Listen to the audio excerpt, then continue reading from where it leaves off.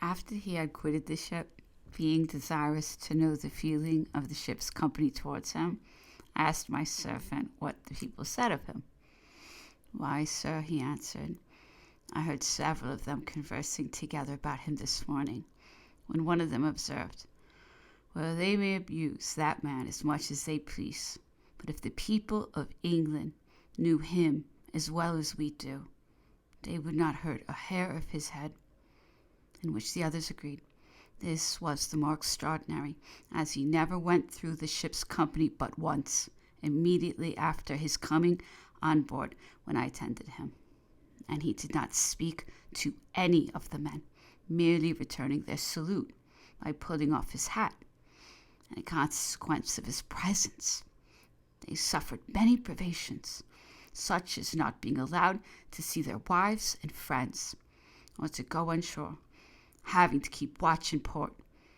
And when he left the ship, the only money he distributed was 20 Napoleons to my steward, 15 to one of the underservants, and 10 to the cook.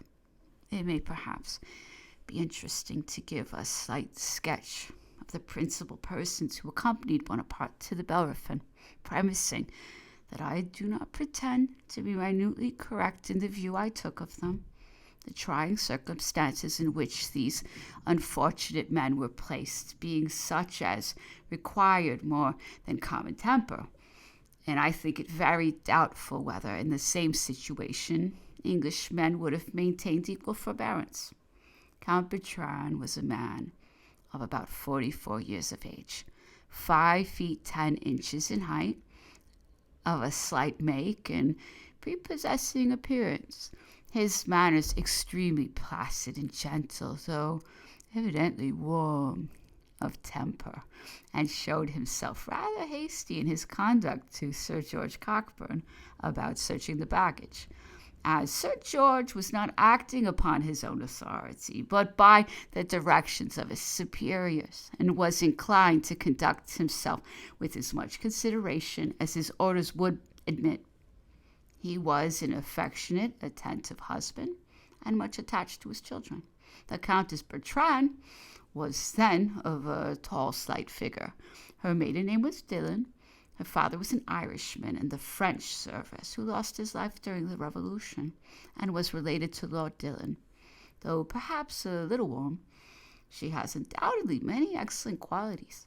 She showed herself to be a kind mother, an affectionate wife, and if she easily took offense, she as easily forgot it, and any little dispute that occurred between her and me was amply atoned for by the frank and affectionate manner in which she took leave when we were about to part, perhaps forever.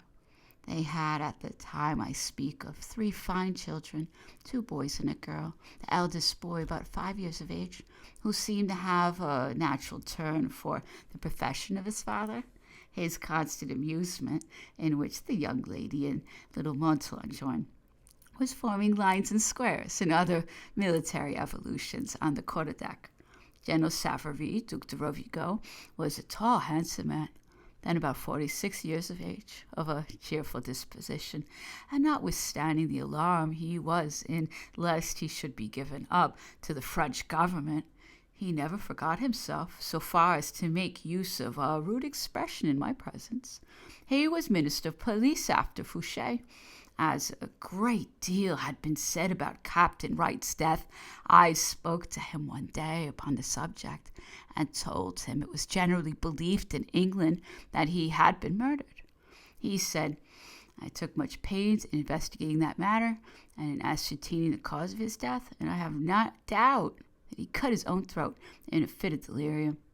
Neither Savary nor Lalemant were allowed to accompany Bonaparte to St. Helena, but on the Bellerophon's return to Plymouth, after transferring Napoleon to the Northumberland, both of them, together with Plenard and the other officers, with the exception of 3, were, by an order from the Admiralty, sent on board the Eurotas frigate, which conveyed them to Malta, from whence, after remaining some time as prisoners in Fort St. Angelo, they were allowed to proceed to Smyrna.